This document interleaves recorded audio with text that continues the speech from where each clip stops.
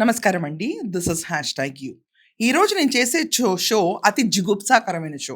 నా జీవితంలో ఇలాంటి పెంట మాటలు ఈ రోజు దాకా నేను వినలేదు. ఇలాంటి వికృతమైన నీచులు గూడా ఉంటారా అన్న విషయాన్ని నేను ఎప్పుడూ కని, విని ఎరగలేదు. సేడిజమ్స్‌లో రకరకాలుంటాయి. కానీ ప్రశ్న రావణ్ విషయంలో మాత్రం విపరీతమైన దరిద్రపు కోణాలు బయటకొస్తున్నాయి. రావణ్ ఇంత నీచుడా అని చెప్పి టెలివిజన్స్ గొల్లుమంటున్నాయి. దాంట్లోంచి తీసుకున్న షోనే ఇవాళ ఒక ఎగ్జాంపులరీగా ఇలాంటి క్యాండిడేట్లు మన చుట్టుపక్కల ఎంతమంది ఉన్నారన్న భయం కలిగిస్తుంది. ప్రశ్న రావణ్ పైన ఉపా కేసు నమోదైంది. ఎన్ఐఏ ఎంటర్ అవుతుందని నేను చెప్పాను. ఎన్ఐఏ ఎంటర్ అయింది ఈ కేసులో. దెబ్బకి కోసాలు కదులుతాయి బాబుకి. ఇతని పైన 39, 13, 142, 145, 152 సెక్షన్స్ నమోదైనవి. దేశద్రోహం కేసు నమోదైంది. దానివల్ల పోలీసులు కస్టడీకి కోరారు. కస్టడీకి ఇస్తారు ఇతన్ని. ఇచ్చిన తర్వాత ఇతని క్యాట్లాగ్ ఆఫ్ ఐటనరీ ఎలా ఉంటుందో ఒక వీడియో చేసాను చూడండి. ఇది కాకుండా ఇక్కడ ప్రశ్నారావణ్ ఫోన్ తీసుకున్న తర్వాత ఈ మావోయిస్ట్ భావజాలాలు ఎవరిస్తున్నారు ఇతనికి, ఇది కాకుండా ఇతని బ్యాంక్ స్టేట్మెంట్ ఫోన్లో ఏముంది, ఆ విషయాలు ఈరోజు మీ ముందుకు వస్తున్నాయి. ఇలాంటి నీచులు వీడియోసా మనం ఇంతకాలం చూసామని ఎవరైతే ప్రశ్నారావణ్ని సపోర్ట్ చేస్తారో వాళ్ళు కంగు తినకటం ఖాయం. ఇక్కడ 9 నుంచి 10 మంది మహిళల్ని బెదిరించి వాళ్ళ దగ్గర నుంచి డబ్బులు లాక్కున్నాడు ప్రశ్నారావణ్. ఇది కాకుండా అసలు క్రూరాతి క్రూరమైన సబ్జెక్ట్లోకి ముందే వెళ్ళిపోదాం, ఎందుకంటే ఈ హెడేక్ నేనే భరించలేకపోతున్నాను. ఇంత దుర్మార్గులు ఉంటారా అని చెప్పి. తనతో పాటు ఉద్యోగం చేసే ఒక కోవర్కర్ భార్య ప్రెగ్నెంట్ అంటండి ప్రశ్నారావణ్ ఒక చోట పనిచేసేటప్పుడు.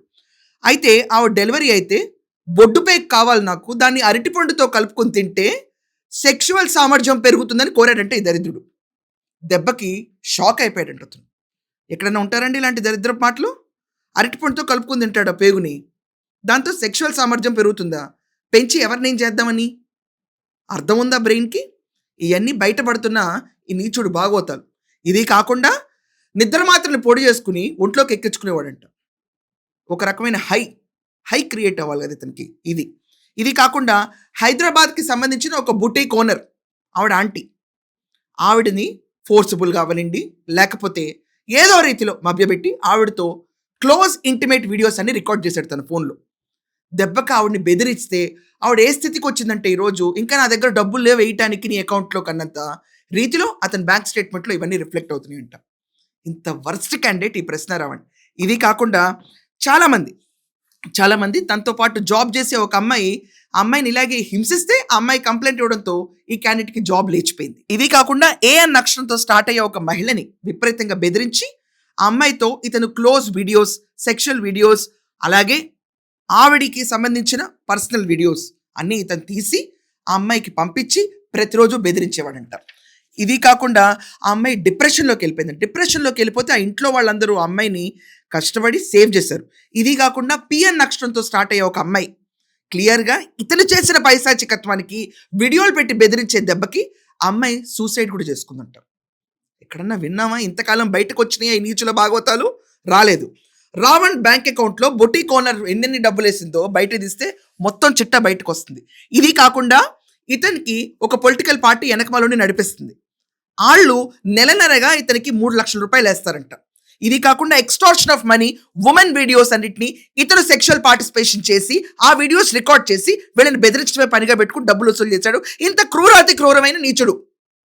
ఇది కాకుండా మావోయిస్ట్ భావజాలాలను ప్రచారం చేస్తాడు, హిట్మాని సపోర్ట్ చేస్తాడు, హిందూ దేవుళ్ళని తిడతాడు. బచ్చలకూరి జోసెఫ్ అయితే ఇతని పేరు తీసుకొచ్చి రావణ్ అని పెట్టుకుంటాడు. రావణ్ ప్రశ్నిస్తే తప్ప అని మాట్లాడే ప్రతి ఒక్క ఇతని గురించి నేను ఈ వర్డ్ అంటలేదు, క్లియర్గా అండర్లైన్ చేసుకోండి, క్రిస్టల్ క్లియర్గా అండర్లైన్ చేసుకోండి.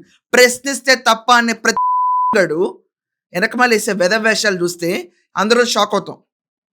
మనం ఏదో పతితులం అన్నట్టు, మనం ఏదో భూమి మీద మొదటిసారి పుట్టామన్నట్టు రెచ్చిపోతే వాళ్ళ చరిత్రలు తిరిగేస్తే యాక్తూ అనిపిస్తుంది మనకి. ఇతని పైన ఇప్పుడు ఉపా కేసే కాకుండా పవన్ కళ్యాణ్ గారిని తిట్టిన కేసులే కాకుండా ఇతని పైన ఈ మహిళలందరూ కంప్లైంట్ ఇవ్వడానికి ముందుకు వస్తున్నారు. దెబ్బకి తాట తీస్తారు ఒక్కొక్కళ్ళు. సెక్షువల్ బెదిరింపులు అంటే మాటలా? ఎవరైనా ప్రైవేట్ వీడియోస్ పెట్టుకుని మన దగ్గర డబ్బులు ఇస్తావా చస్తావా అంటే కుంగిపోయే మహిళలు చాలా మంది ఉంటారు. 9 నుంచి 10 మంది ఆంటీలు ఉన్నారు ఇతని బ్యాచ్లో. పెళ్ళైన వాళ్ళని, డబ్బున్న లేడీస్ ఇతని టార్గెట్. వాళ్ళనే ఆశ్రయగా తీసుకుని డబ్బులు దంచుకున్నాడు. ఇది కాకుండా యూట్యూబ్లో ఎప్పుడైనా యాంటీ గవర్నమెంట్ గట్టిగా కొట్టారనుకోండి, వెకిలి వేషాలు వేసుకుంటే వీడియోలు చేస్తే ఖచ్చితంగా రెవెన్యూ బాగుంటుంది. 1.5 2 లక్షలు రెవెన్యూ కూడా ఉందంట క్యాండిడేట్కి యూట్యూబ్ నుంచి. ఇలాంటి వెకిలి వేషాలు వేసే వాళ్ళందరినీ జస్ట్ టాస్కింగ్ సపోర్ట్ చేస్తాడా? ఆ? ప్రకాష్ రాజ్ సపోర్ట్ చేస్తాడా? అతని సినిమాలు మనం చూడాలా?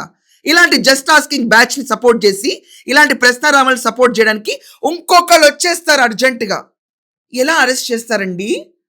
ప్రశ్నిస్తే తప్ప అని చెప్పి ఒక్కసారి ప్రశ్నని తిరిగి ప్రశ్నిస్తే ఈరోజు బొడ్డు పేగు అరటిపండు కథలన్నీ బయటకు వచ్చినాయి.